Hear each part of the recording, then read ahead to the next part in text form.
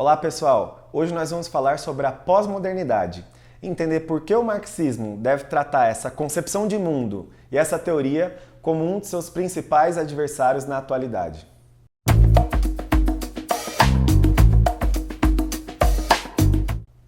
Se a gente fosse dar uma definição bem simples, a gente poderia dizer que a pós-modernidade é o conjunto de teorias e concepções de mundo que nascem como produto da derrota do ascenso dos trabalhadores e estudantes, mais ou menos ali na década de 60 e 70.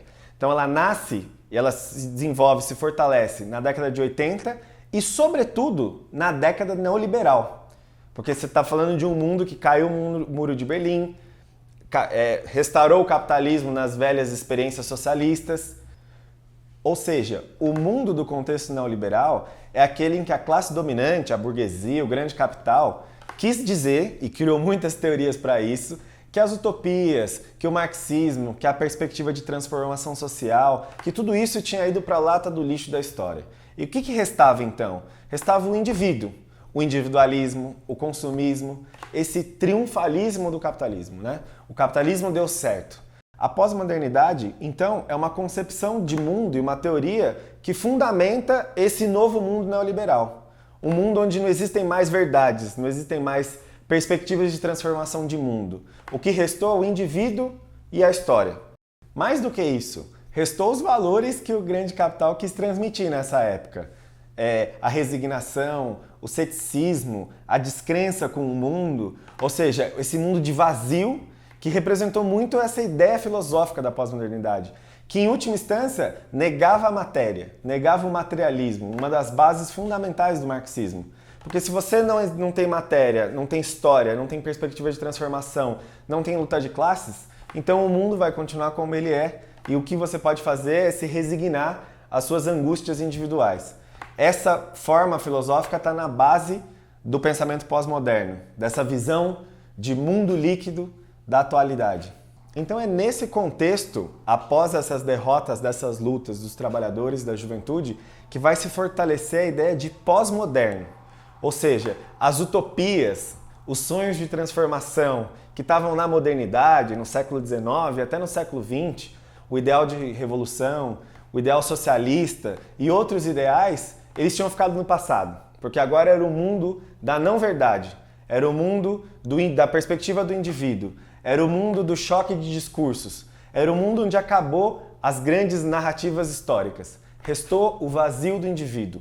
E essa é a grande ideia, a ideia motora de todas as teorias pós-modernas que vão surgir produto desse contexto histórico. Filosoficamente, então, se você nega a matéria, se você nega a história, se você nega as perspectivas, inclusive, de transformação da história, o que resta são dimensões individuais. Então, qual que é a visão, qual que é a perspectiva filosófica da pós-modernidade? É que tudo é uma construção, é um discurso, é uma cultura, é um jogo de narrativas. O que o indivíduo pode fazer é observar os discursos, contrapor pontos de vista. Porque é só isso que restou a esse indivíduo. Então a base filosófica da pós-modernidade, o que ela pode propor politicamente, o que ela pode propor como saída para o indivíduo, é ele tentar se defrontar contra esses discursos que constroem o mundo. Porque o mundo não está dado numa realidade material em que as mulheres e os homens têm que se defrontar, têm que buscar mudar, têm que fazer política. Não, o mundo é uma construção de discursos. E essa é uma perspectiva filosófica que é muito servil à manutenção do capitalismo. Porque se o mundo é um jogo de discursos, então a opressão que mulheres, negros, LGBT sofrem todos os dias, a exploração que o proletariado sofre, as guerras, a miséria, a violência, não são obras de classes, de relações materiais de poder. São produto de construções e de discursos, de visões de mundo, quase, em última instância. Do ponto de vista político, a pós-modernidade também criou uma pista fantástica para a dominação da burguesia. Ela tirou do centro do poder o Estado. Ou seja, a gente vive nas mais distintas sociedades com um instrumento enorme da classe dominante para dominar os dominados, que é o Estado, incluindo a sua burocracia, a burocracia nos partidos políticos, a burocracia no movimento operário com a burocracia sindical, as forças de repressão com homens armados para conter socialmente a população, em particular os trabalhadores. Tudo isso é apagado.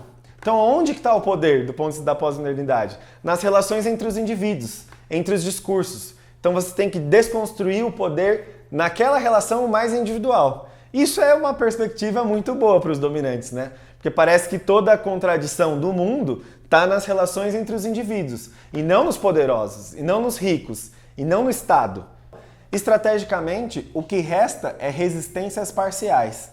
Ou seja, tudo que se pode lutar é para modificar uma determinada relação num microcontexto, na microfísica do poder, não na perspectiva geral da sociedade. É sempre oferecer, frente a toda a miséria do mundo, uma resistência muito parcial e individual. Nunca a perspectiva global de transformação do conjunto da sociedade, a perspectiva da revolução social dos trabalhadores. Essa perspectiva é completamente alheia à pós-modernidade. E qual é o paradoxo, então? É que justamente quando a gente está vivendo o 10º ano de uma crise histórica do capitalismo, quando a gente viu, em 2011, o ascenso da Primavera Árabe, processos revolucionários no mundo árabe, que terminaram em contradições, mas que simbolizaram que o mundo já desenvolvia instabilidades. Quando a gente viu um enorme levante da juventude, ainda em 2011, com indignados na Europa, Occupy Wall Street nos Estados Unidos, lutas pela educação no Chile, inclusive grandes jornadas de junho aqui no Brasil.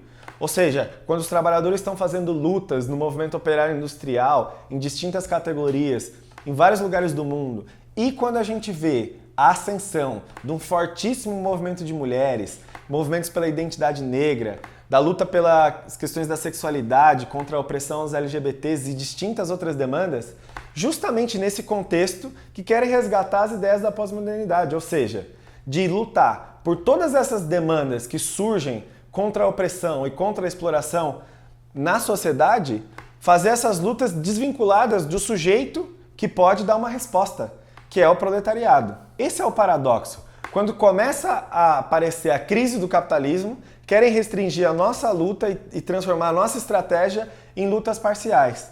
E a contradição é justamente que, do ponto de vista do capital, do ponto de vista dos grandes monopólios, das grandes corporações, é muito funcional essa separação. Porque ele pode incorporar essas lutas e essas demandas, transformar elas em demandas particulares e isolar elas do que faz medo ao capitalismo, a perspectiva da revolução. Porque vocês imaginam que se a classe trabalhadora em seu conjunto toma para si as demandas da luta contra a opressão, da luta contra a exploração e colocam ela ligada à perspectiva da revolução social, isso vai fazer tremer os capitalistas. Ou seja, se é tão funcional para o capital a separação dessas demandas particulares da perspectiva da revolução, da visão marxista da realidade, se coloca algumas tarefas no combate teórico à pós-modernidade.